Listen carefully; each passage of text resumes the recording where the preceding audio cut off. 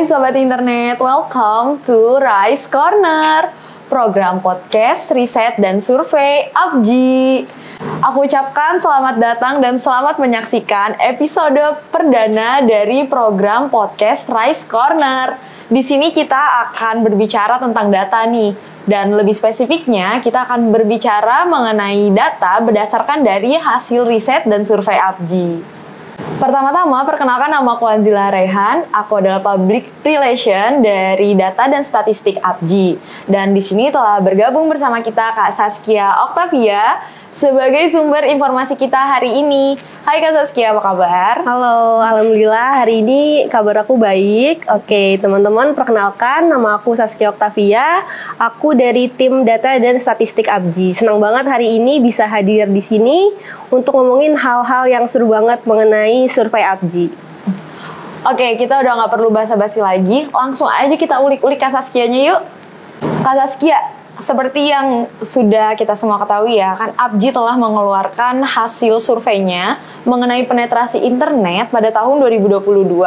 Nah, bisa diceritain sedikit nggak sih Kak, tujuan dari mengapa APJI mengeluarkan hasil survei ini, dan kira-kira hasil survei ini tuh bisa dimanfaatkan untuk apa aja sih? Oke, untuk survei APJI sendiri ini adalah survei yang berfokus pada pengukuran tingkat penetrasi internet di Indonesia. Jadi dari survei ini kita bisa tahu ada berapa banyak sih pengguna internet yang ada di Indonesia. Lalu selain itu kita juga dapat mengetahui bagaimana perilaku dari masyarakat Indonesia yang menggunakan internet. Nah, dari survei ini tentunya sangat banyak manfaatnya dan banyak digunakan oleh instansi swasta maupun pemerintah, dan juga tentunya digunakan oleh kalangan akademisi. Nah, dari survei ini APJI berharap bisa memberikan manfaatnya untuk seluruh kalangan masyarakat Indonesia. Oh, ternyata hasil survei ini banyak manfaatnya ya, dan masih banyak juga hal-hal yang bisa kita ulik dari survei ini. Oke, gimana kalau misalnya kita mulai aja dari hal-hal yang general dulu. Kak Saskia, kira-kira gimana sih penetrasi internet di Indonesia tahun 2022 ini berdasarkan dari hasil survei APJI? Oke, untuk hasil survei APJI di 2022, di mana ini mencakup pengguna internet dari tahun 2021 sampai dengan tahun 2022 di kuartal pertama, hasilnya itu ada 77,02% masyarakat Indonesia yang sudah terkoneksi dengan internet. Nah, kalau kita bandingin sama total populasi Indonesia di tahun tersebut, itu ada 272 juta masyarakat Indonesia, maka pengguna internetnya ada sekitar 210 juta pengguna internet di Indonesia per tahun tersebut. Nah, angka ini memang cukup besar, di mana kita tahu kalau di beberapa tahun terakhir ini banyak banget aktivitas yang tadinya offline terus kita berubah menjalani secara online. Ternyata banyak juga ya pengguna internet di Indonesia. Kalau misalkan dilihat dari pertumbuhannya Kak, dibandingkan dari tahun-tahun sebelumnya hingga ke tahun 2022 ini, itu seperti apa sih Kak grafiknya? Oke, untuk pertumbuhan pengguna internet sendiri, jika kita bandingkan dengan survei sebelumnya, di mana itu tahun 2019 dan 2020, itu terjadi kenaikan 3,32% di tahun 2022. Nah, atau itu sekitar kenaikannya 14 juta pengguna internet.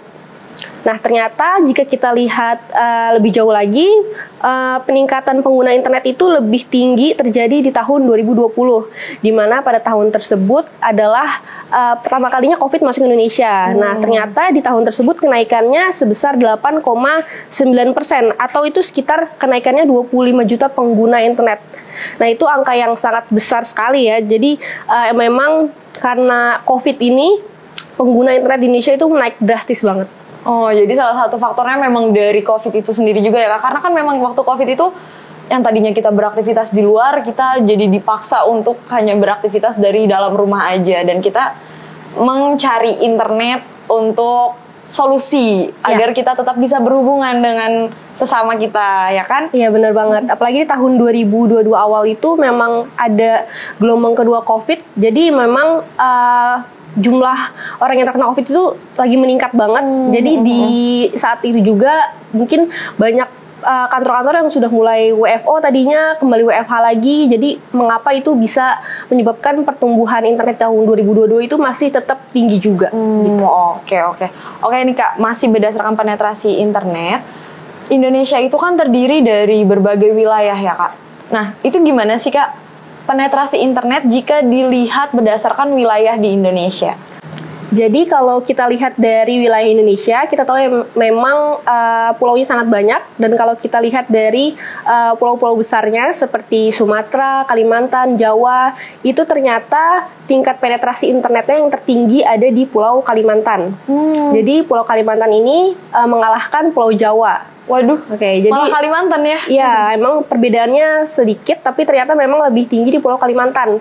Tapi kalau kita lihat secara provinsi, memang masih lebih yang tertinggi se-Indonesia itu ada di DKI Jakarta. Tapi kalau secara pulau, ternyata Pulau Kalimantan pengguna internetnya lebih banyak daripada Pulau Jawa. Oh, bisa Kalimantan ya Kak yang lebih banyak pengguna internetnya. Kira-kira itu apa sih yang menjadi faktor hingga Kalimantan bisa lebih banyak pengguna internetnya daripada Pulau Jawa? Oke, ini kan kita bicara mengenai persentase. Jadi memang secara persentase di Kalimantan memang lebih banyak pengguna internetnya gitu. Ini bisa juga dikarenakan Pulau Jawa itu kan penduduknya sangat banyak ya. Dibandingkan Kalimantan itu mungkin memang jauh lebih banyak di Pulau Jawa. Nah, dengan banyaknya penduduk ini, namun ternyata secara persentase pengguna internetnya juga belum setinggi Kalimantan. Jadi salah satu faktornya juga itu sih karena banyaknya penduduk di Pulau Jawa.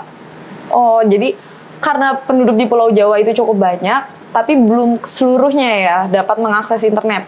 Makanya masih lebih banyak di Pulau Kalimantan, karena rata-rata di Kalimantan itu sudah menggunakan internet karena memang kebutuhannya juga ya. Apakah karena medannya juga ya Kak? Ya, di Kalimantan sendiri kan tentunya untuk mungkin kemana-mana tidak sedekat Pulau Jawa gitu ya mungkin aksesnya. Jadi mungkin dari hal ini juga masyarakat Kalimantan tentunya sangat memanfaatkan internet juga untuk kebutuhan sehari-hari. Iya sih, oke Kak, next aku mau nanya lagi, kalau misalkan penetrasi internet dibedakan berdasarkan gender, itu kira-kira gimana sih Kak tingkat kontribusinya dari masing-masing gender?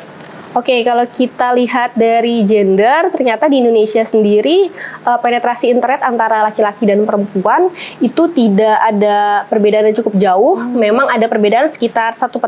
Jadi laki-laki lebih tinggi tingkat penetrasi internetnya dibandingkan dengan perempuan. Tapi ini hanya sekitar 1%. Di mana 1% itu angka yang kecil dan masih terbilang cukup bagus. Jadi di Indonesia sendiri antara laki-laki dan perempuan bisa dikatakan tidak ada kesenjangan sosial juga dalam penggunaan internetnya. Kira-kira kenapa ya Kak laki-laki itu bisa lebih banyak penggunanya daripada perempuan? Apakah karena memang laki-laki yang cenderung mendapat tuntutan dari pekerjaannya, atau karena memang populasi laki-laki itu lebih banyak? Oke, kalau dari populasi, secara data juga memang laki-laki lebih banyak di Indonesia ya jumlahnya dibandingkan dengan perempuan. Itu perbedaannya ada sekitar 3 juta penduduk.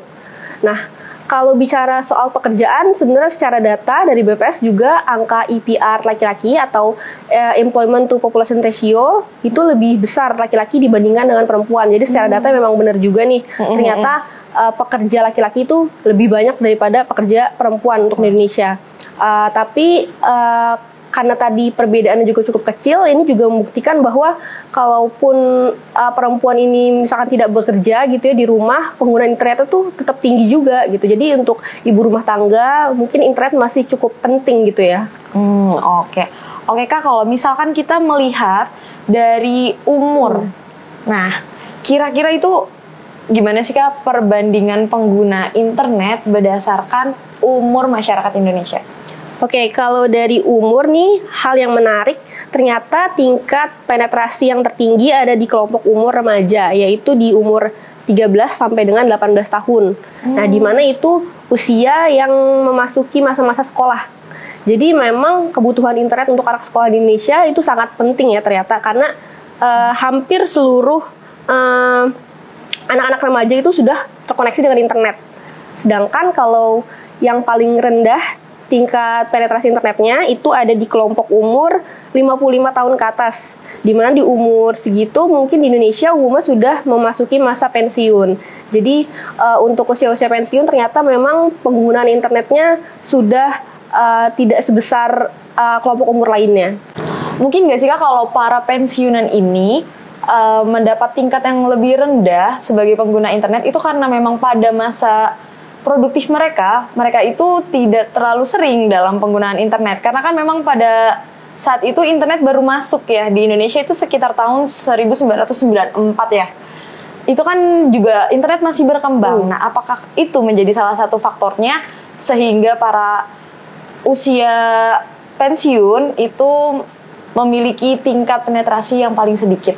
Oke, hal itu juga benar juga sih ya, karena kan internet baru masuk tadi seperti yang disebutin itu ya, saat mereka usianya masih usia-usia produktif, mungkin memang internet masih berkembang, masih sulit diakses juga, sehingga mereka tidak terlalu mengikuti perkembangan internet di Indonesia.